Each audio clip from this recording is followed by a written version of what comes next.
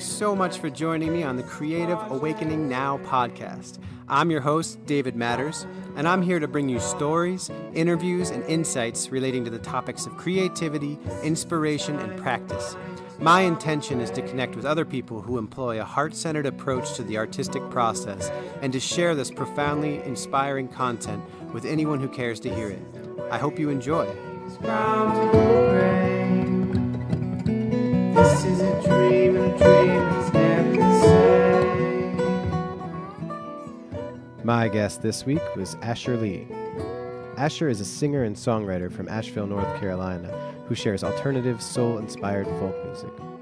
Asher's music inspires deep reflection and connectedness among listeners, and is rooted in her unique process of self-inquiry and growth. Through past experiences of disconnection, anxiety, and relational distress, she has learned how to cultivate fulfillment within and communicate love through her creative voice on and off stage. She offers guidance to other musicians and artists on a path of self-nurturance through creative empowerment classes, workshops, and individual programs. Asher has performed alongside local musicians Luna Ray and David LaMotte, performed at TEDx, and supports causes of domestic violence awareness, youth empowerment, and community activism.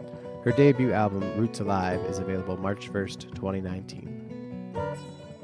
And this was a really great interview. I went to her house, we sat around, had some tea, and just chatted about her creative process and what's brought her up to this point in her life, and also, of course, about the release of her first full-length album, which she's super pumped about and has a bunch of great people on it and connected with it, and also performing with her for her release show coming up. And so, yeah, we went into all that good stuff and had a really great conversation around all these different topics. And she shared at least 3 songs from the album, new ones. I even got to play with her a little bit on one. It was fun.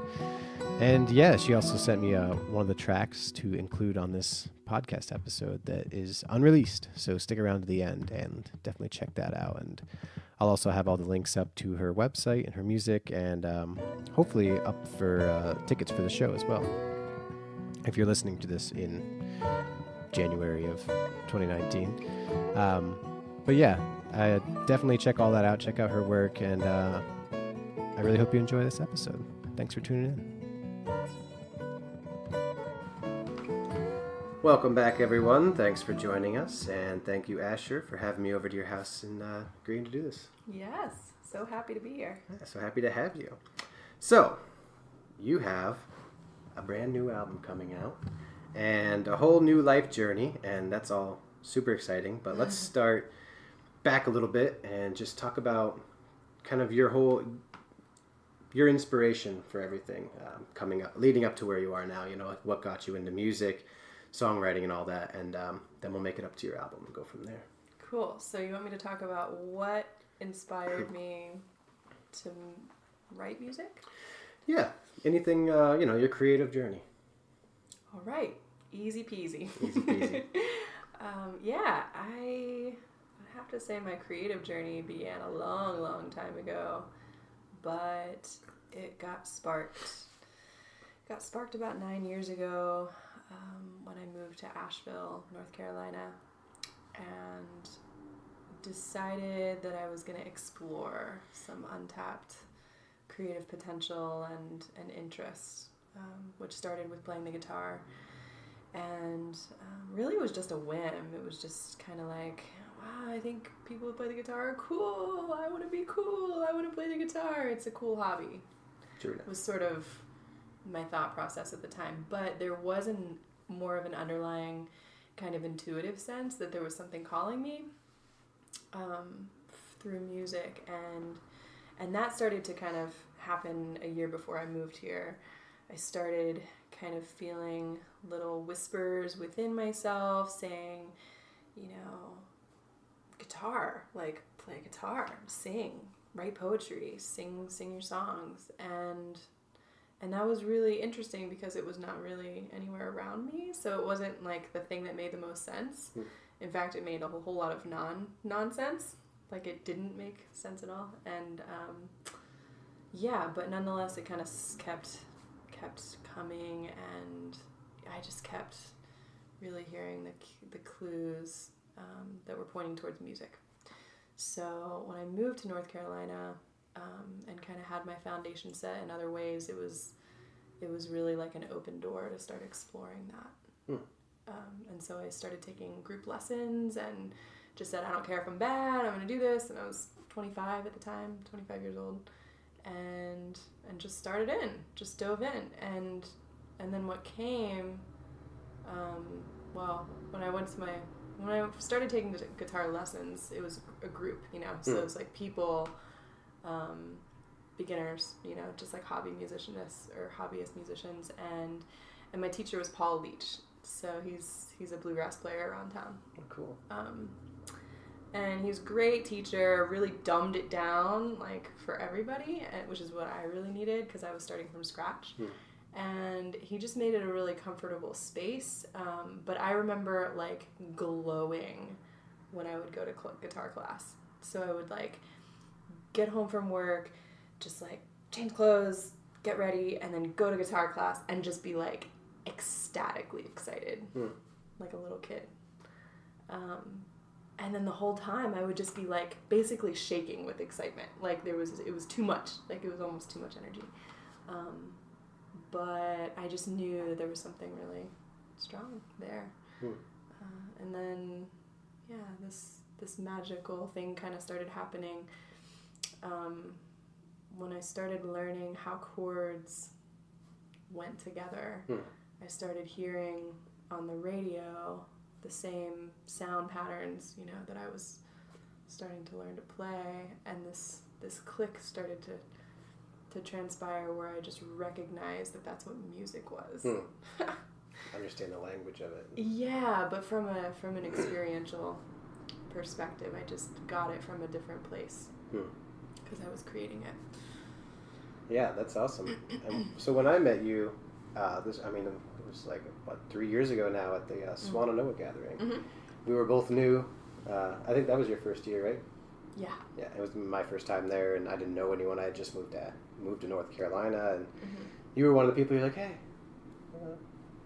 we don't know each other. Like, I play music. Let's hang out. Let's talk. And which was really great for me because I didn't know anyone. And you were telling me that you had just started writing songs and that you were, like, really getting into your whole process. And I think we shared a couple songs one day, and I remember you were talking about wanting to start a band, record an album, and things like that, because I'm pretty sure you didn't have it at that time. I didn't. I had been writing, so after I started learning guitar and opened that channel, it was about 3 months after I started playing that instrument that I wrote my first song, and songs started coming through. And it was like magic. I don't know any other way to describe what it felt like. But it was nothing that I hadn't experienced the creative process live before that. So songwriting was sort of my entrance into this mysterious world of creation, where something, you're visited by something, and then it moves through you, and then there's something outside of you that exists, that has a life of its own. Totally. It's a special process for sure. And I feel like musicians have I don't know, it's like this synesthesia that goes on where you your senses kind of blend, and you pick up your instrument one day and there's just nothing. But then, another time, for no apparent reason, there's this energy, and all of a sudden it channels into sound. That sound just morphs and has its own kind of feel, and the creative process in that way is such a beautiful thing. I love talking to people about it, and I love actually getting people's opinion about where do you think inspiration comes from, or what is it? Do you have any feelings about that? That's really great that you asked that question, because I was just writing a blog post that relates to that mysterious wondering. I think it belongs in the mystery category, and I think there is also a science to learning how to cultivate a relationship with that mystery. Definitely. And how to approach it most harmoniously, and how to interact with it in a way that invite service to other people. You know, you could go on and on with like how the different effects of interacting with that mystery, but I do think it's source energy, and creative energy feels like it flows through everything. And I think as artists we learn that really intimately, because when we become a channel for that, we see it moving through all things more so than maybe somebody who doesn't have the firsthand experience. Definitely. But it's always happening, you know, for everybody and through everyone. Do you have any particular way that you like to approach it, or like, you know, I have methods that I'm like, okay, if I do this, like, I'm gonna open myself up to it a little more, you know, like going out to nature, being alone, or sometimes I find activity, like exercise, or, you know, going on a hike or something like that. If I come back from that when my body's kind of warmed up, I'm a little more open to it. I don't know. Do you have anything that you like to do when you're trying to write a song or anything, or? Yeah, that's a good question. I mean, whether it's a song or a meal or a letter to a friend or whatever expression, that's a practice for me right now, is to not actually just say, well, my only expression is songwriting.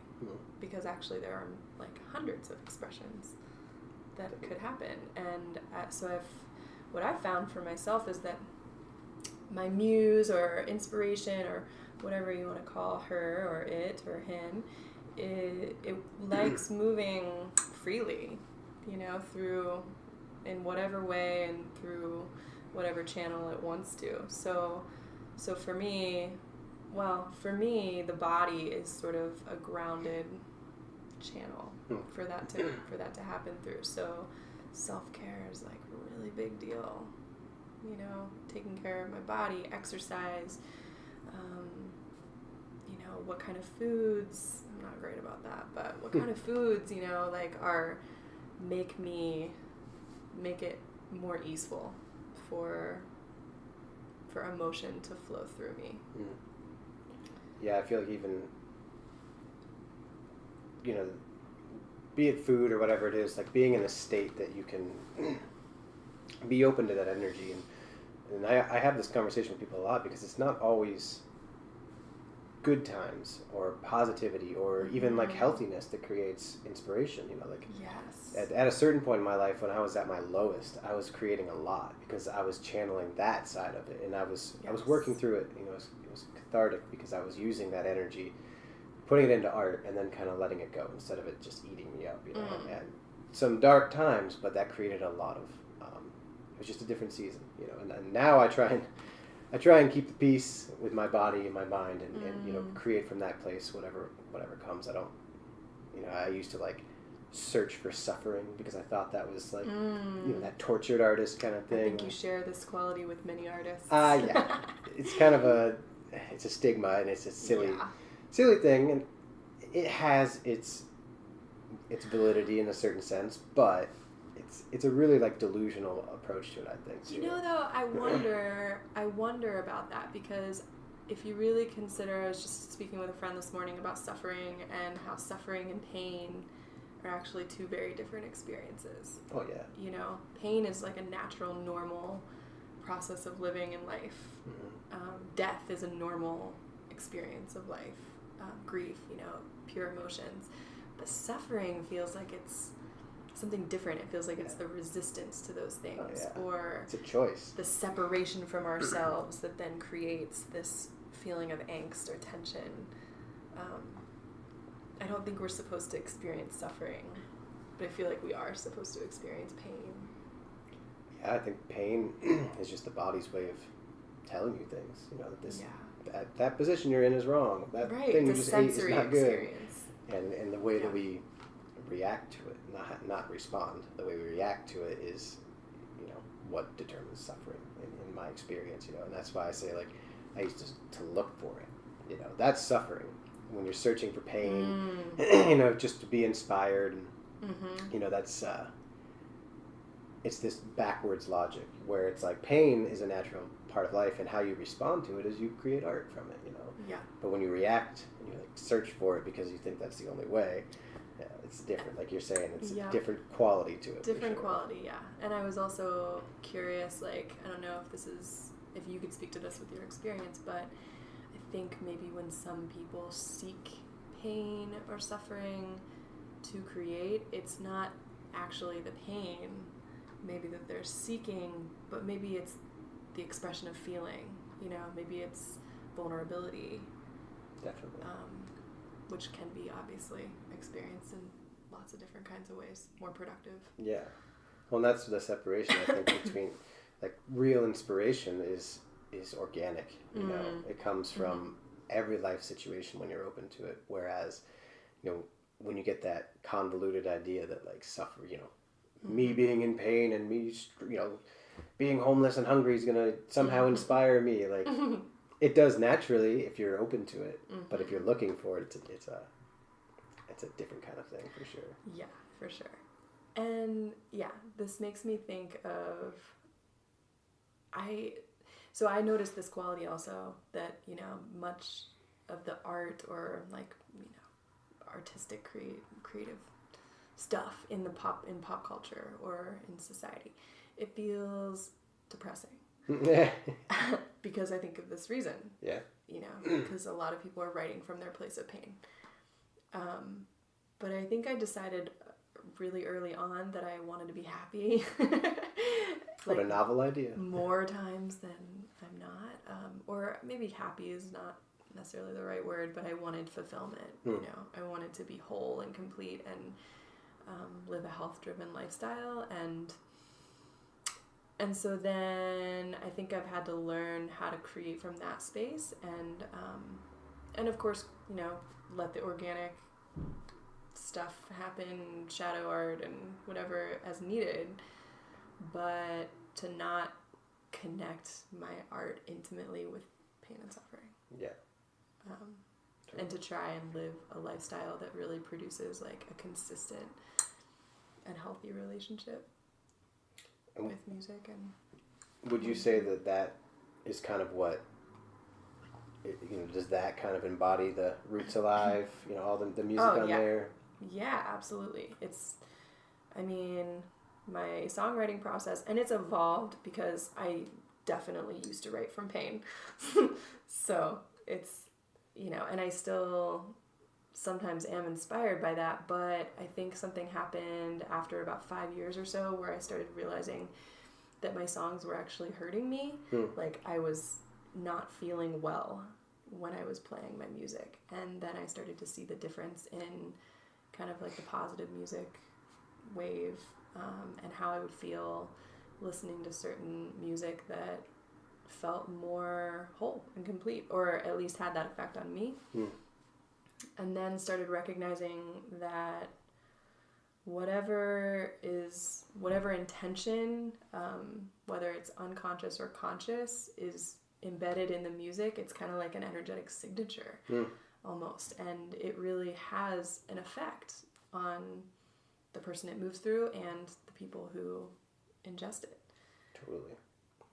So when I started to notice that, I started to really consider like what I wanted to create, what I really wanted to inspire in other people, what I wanted to be running through me over and over again. Because the other thing about songwriting is that it's really affirmative, and can really solidify thoughts, and thought patterns and emotional patterns. Definitely. And so do I want to sing a song over and over again that says this sucks and I hate that it happened and that's it? Like, because some songs were like that, and it's like, that's great, and there's a place for that. But do I want to sing that night after night and time after time? No. Yeah. I don't. Yeah, it has a time and place, and I think it's good to honor all things in art, but Totally. It's a really interesting point about what you're saying with like songs hurting you when you having its place and creating it, but then holding on to it. And I've had very similar experiences like that with music that I wrote at a certain time in my life, and it totally encapsulated that, but it was kind of toxic music. And that's it. The music itself is fine. Like when you look at it from an objective standpoint, where it's just there it is. But when you hold on to that and you're still identifying with it and stuff, I've had very similar. There's a bunch of songs that I just stopped playing, and I didn't understand why at first. I thought it was just like, oh, I'm sick of them. I'm moving on. I have a new style now, whatever. But I think what you're saying is a little more. It's a little more apt. It's more of an energetic thing, and you notice it as the creator of those things. But it's hard to as a creator to want to discard anything. Because it's your baby. Yeah, exactly. You want to cling to it. You want to just. It's beautiful because it came out of you. Exactly. And you don't want to lose that. But yeah. At the end of the day, it's what's serving you and what's serving your creativity. Yeah. And that brings me to where I would like to go with this, talking about your new album. I wanted to do something a little different, if you're into it. Game. Take, based upon what we're talking about, the embodying that new energy and stuff. What would you be able to pick 3 songs off of your album?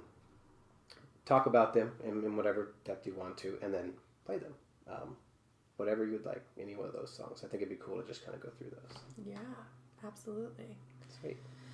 Which one would you like to talk about first? They're all important, David. No, they are all important, but well, I will talk first about the first song that sort of started to unravel this album, which was around the same time last year. Actually, it was more end of December. I started hearing a different kind of music starting to come through, or it felt different, and I didn't really feel before that. I mean, I still don't feel it completely, but until that point, I didn't really feel like I found my songwriting voice or this quality that kind of tied my music together and made it identifiable. And then Message of Soul was a song that kind of emerged from a poetry class, this is a sacred poetry class that I was taking with Mary Ellen Locke, where I was really just diving into the mystery, and writing from that place, and that's what I do anyway, and so it was really beautiful to have a group space to do that, and I know poetry is sort of the root of my music, so it was a great catalyst, and the first workshop that I was in kind of triggered this song, Message of Soul. And, well, actually I have to go back, because that workshop triggered the space for that, but there was actually something else that catalyzed the song, and that was me noticing a prior friend who lived in Asheville, is a fellow songwriter, female, and she lives in California now. And I was just streaming the internet and ran into her page, and so it was one of those random connections, right? Like, I haven't talked to her, seen her in years, and just ran into her page, and then looked at her evolution as an artist, as a singer, a songwriter, and just really saw how much she had flourished. And the experience for me was powerful because I felt like my higher self, or my inner wisdom, kind of was speaking through that, and there was a really clear message. And it came out in the song. The message was, it's time to show up. Like, it's time to show up and speak up and share who you are and what you're about. And it was just really clear wisdom that streamed through that song. And you know how some songs are written in, like, real quick. It's like channeled writing or whatever. It just happens in 15, 20 minutes. That's pretty much how that one was. And I was really clear that was going to be the beginning of a string of songs, because quickly after that, a couple more came out of the same style, and it was just like felt like this new voice was kind of singing through me. Awesome. That had a distinctive flavor. Cool. I'd love to hear it. Yeah. I'd love to share it. Lovely.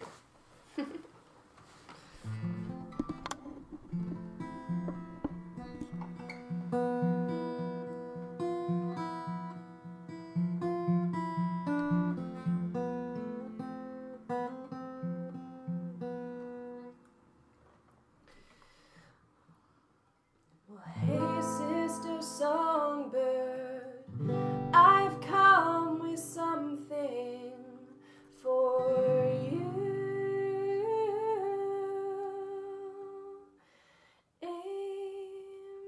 message of soul.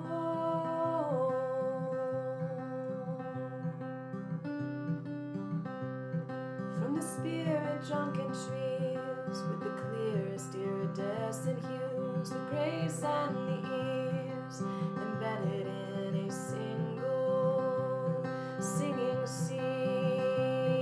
Oh, I forgive you, my friend, and I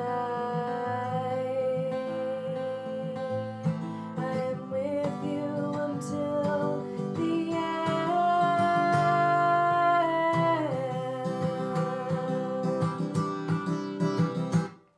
Because sometimes we fall and sometimes we rise tall, and feeling both, swimming in both, holding both makes it worth it all. Comes down to the science of following your heart. Oh, and that's so much more than just a cliche. It's a logical place to start. So remember the essence of everything you are. Dogwood blossoms can't forget the DNA that helped them come so far. Be free and sink into all you think you lack. It's time to take that load off yourself and come back. Just come on back. Because sometimes we fall and sometimes we rise tall, and feeling both, swimming in both, holding both makes it worth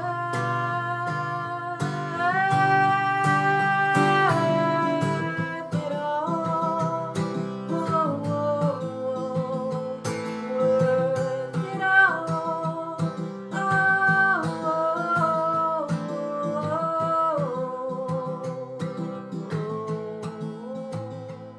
And this life is worth all of you. Your indecisive nature, a simple fear of being seen, but just like a glacier, your strength is what lies underneath, and all your inhibitions, just treat them like a child's needs, 'cause you deserve attention, the kind that says you're important, and a warm, wholehearted, human, mysterious being. So open up your arms, open up your arms, open up your arms, open up your arms, open up your arms, open up your arms, and receive. Sometimes we will fall, and sometimes we'll rise tall, and feeling bold, being truly with both makes it worth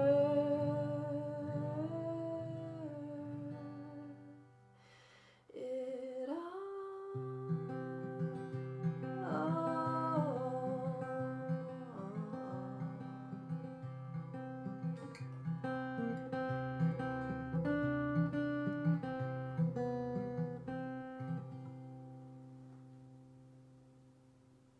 Beautiful. Thanks. Yeah, thank you. Such a nice message. A message of soul. Sure enough. Those are the best kind, in my opinion. I would have to agree. Yeah, that's really lovely. I like it's kind of got like this epic sweeping feel where you do like finger picking and then strumming and then kind of lilting little parts. It's really beautiful. Yeah, it feels good. That's the kind of stuff that feels like what I want to emphasize, or what I want to inspire in other people.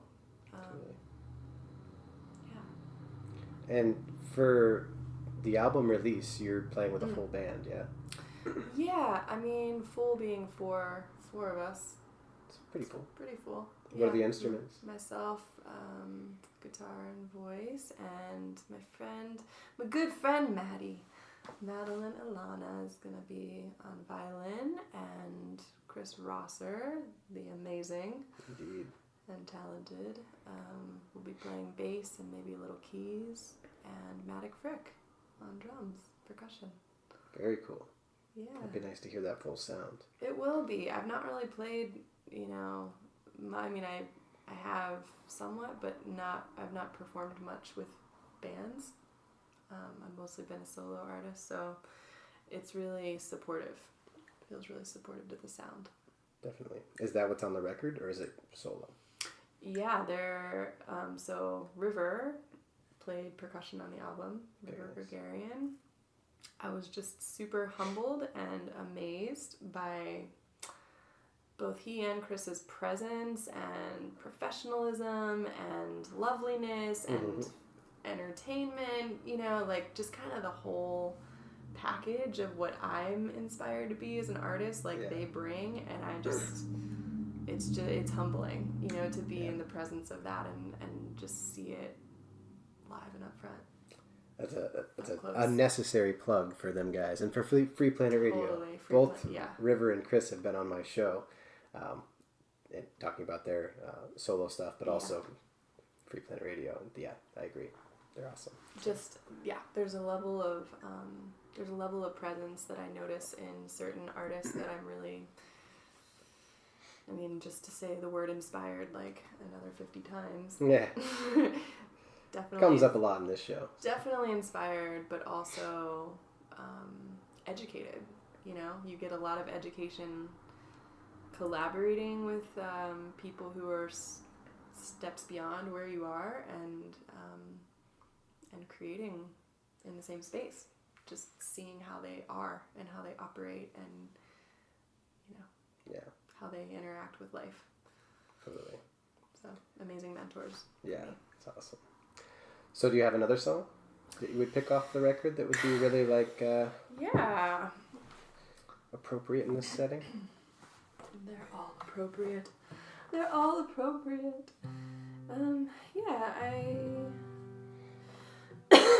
Well, I want to play this one, but I'm also moved to play one. So I wonder if you might want to play one with me. You might want to get on a percussion instrument. This song? No, not the one that I chose, but one actually that River is highlighted on. It's just a cappella, voice and percussion. Oh, okay. You be up for it? Sure. Okay.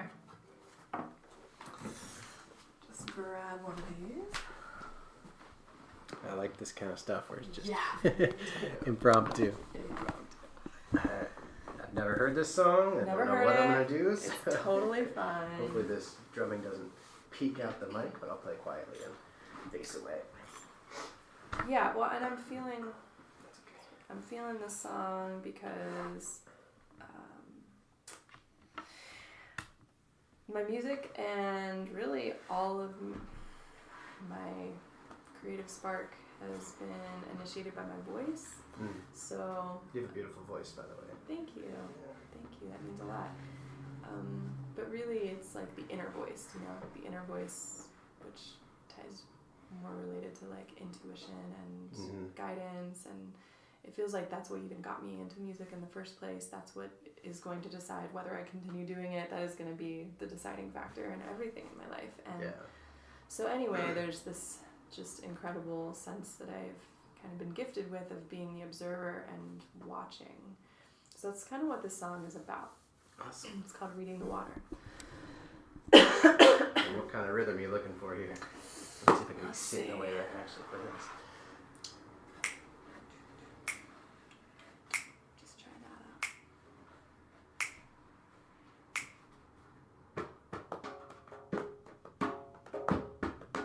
There you go. So this works. Reading the water, passing by, moving under you. Alright, we're gonna have to speed it up there. So that was my fault because I didn't tell you, but yeah, there we go. Okay, let's try this then. Reading the water, passing by, moving under you. Reading the water, passing by, moving under you. Anything is possible within. Quiet pulse, feel the sound between your naked truth, so ready. And an angel hand that nudges you to stay. Reading the water, passing by, moving under you. Reading the water, passing by, moving under you. Eye to eye, we meet again right here. Just enough space to pause. Right after all the dead air passes. Just before we leap into this breath of faith. Reading the water, passing by, moving under you. Reading the water, passing by, moving under you. Reading the water, passing by, moving under you. Reading the water, passing by, moving under you. Nice. I hope that was okay. That was great. Nice. That was great. You know, some songs are meant to be experimental, and that's, Absolutely. I feel like that's one of them.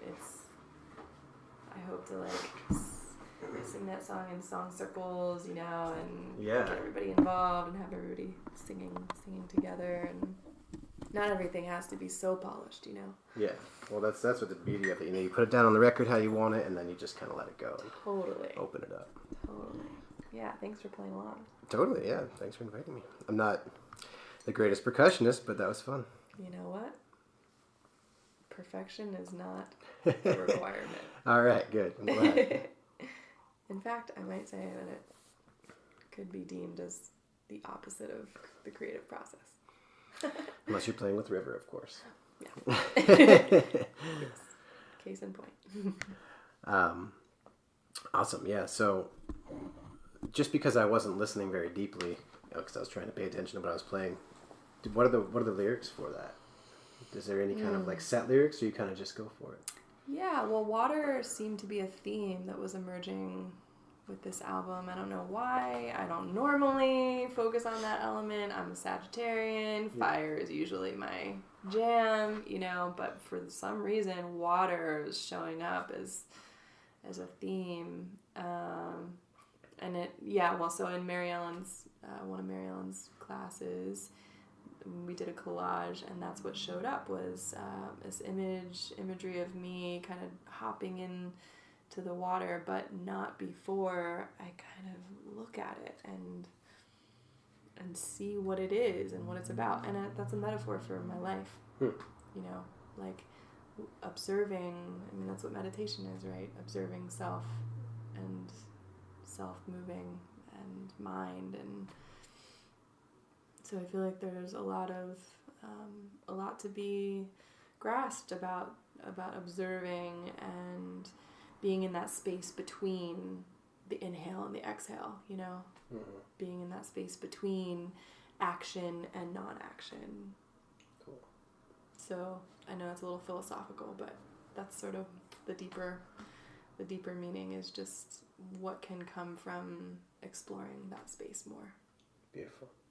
Yeah, that's always a good theme. I mean, it's just so much of music is that, you know, that the process itself it's kind of exploring, like, okay, what is this song about? You know, like, here's these chords, here's this melody, but now what? You know, what comes from it? And that's my experience with it. A lot of the times it's, you don't even know what you're going to be singing about until it just comes through. You know?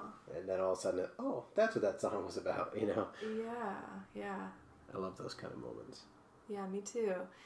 And, you know, I also, we were talking before about the creative process and where artists receive inspiration from and how they create. And I don't know if the way that I create is different or the same as everyone else. I do know that I think everyone has a unique perspective on how they experience it or perceive the process. And for me, like, kind of one of the first steps of entering into the creative process is the pause.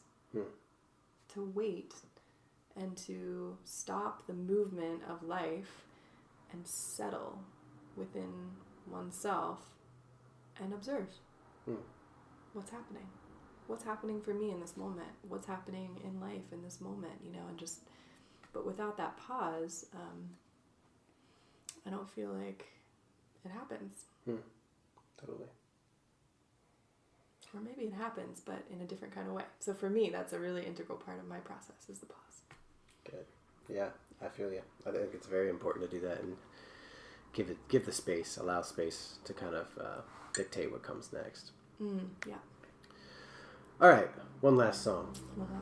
Yeah. You got a good one you want to leave us with? Yeah. The song that I think kind of speaks the theme of the album is Roots Alive.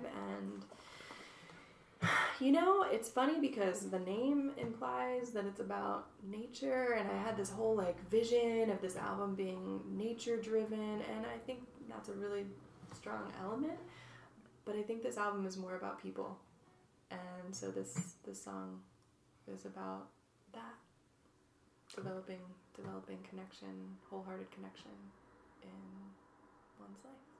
Beautiful.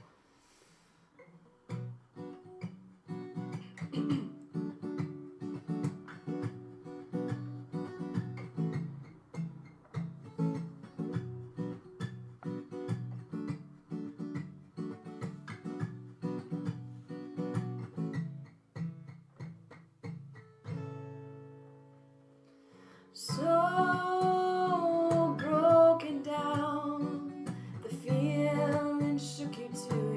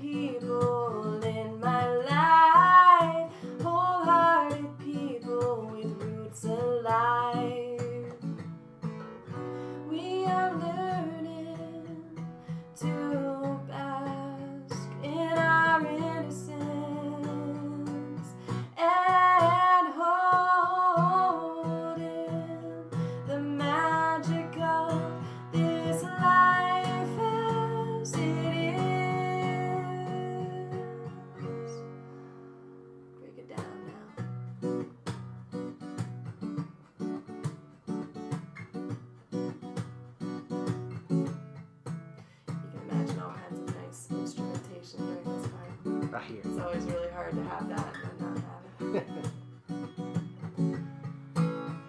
A little more love, a little more kindness, a little more peace in our souls. A little more love, a little more energetic, with wholehearted people in our lives. Wholehearted people with roots alive. You got wholehearted people in your life. Wholehearted people with roots alive. I got wholehearted people in my life. Wholehearted people with roots alive. Lovely. Thank you. I really like that chorus. Thanks. Yeah, it's fun to sing with people. Yeah. Especially. I almost wanted to break out in song. Yeah, you should have. That's what it's there for. That's great. Yeah, that's a perfect song to encapsulate the album, obviously, the title track, and a great way to end this interview, I think. Yeah. It's I feel a lot of positivity and a lot of love and a lot of I don't know, like it seems like growth, you know, there's this like branching outward, you know, and like hunkering down with them roots going on with your music, so it's really beautiful. Thank you. Yeah, it feels like the music I want to share. Until this point I haven't felt that, you know, like, oh, this is what I want. This is kind of what I want to put my name on, or this is what I want people to know me as, or this is what I want to share with people. Okay. So, yeah. That is an important element, I think. Yeah, super excited for the release show. Yeah, so tell about that real quick. Where's it at? What time? Great Eagle starts at 8. And still not sure about who's opening yet. What's the date of it again? 17th, February 17th. Right. Okay. Yeah. But Chris will be there, Madeline, Maddock, and myself. Awesome. Yeah, and it'll just be a real big community hangout, you know, happening with a few of us on stage. Yeah. That's what I'm going for. Beautiful. Well, I'll have the links to whatever your website and such on the show notes, Cool. so people can check that out, and maybe we can get a link up there for tickets if people. Yeah, wanna that'd do be that. great. And also I am so the album will not release until March 1st, but physical copies will be available at the show. Cool. So if people want the physical copy with the artwork and all that, they can come to the show and hang out with us. Good incentive. Yeah, but I'm excited to get it out there any way it does. Sweet. Well, I'm excited to hear it. So. Yeah, thanks so much. Yeah, thank you for coming on today. It's really beautiful stuff. Wholehearted people in my life. That's what I want to leave people with. Yeah. I want everybody to be singing that in their cars home. Fade it out. Yeah. Cool. All right, well, thank you for joining me today. I really appreciate it. Thanks, David. Thank you all for listening. We'll catch you next time. Gathering lessons and falling morning rain. Catch them in buckets and jars with the warm refrain.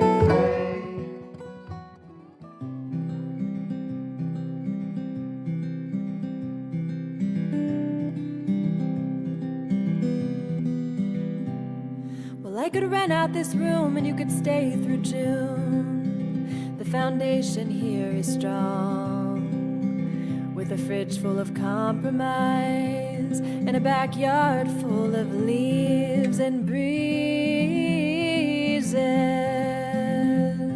that listen to every word. Isn't that the reason we come home, to be seen and heard? Well, what is true anyway?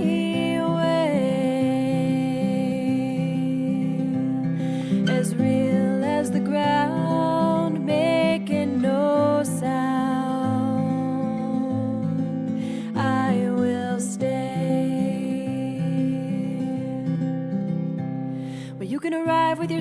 it as clear as you can make it. None of us are perfect in the best times, or when we don't take it so seriously anyway. And so pack up your baggage nice and tight. Your presence is being called to a place where the counters are not always so clean, but somehow we're still alright. And I've got to say that these walls, they are warmer when you're around. That's what happens when friendship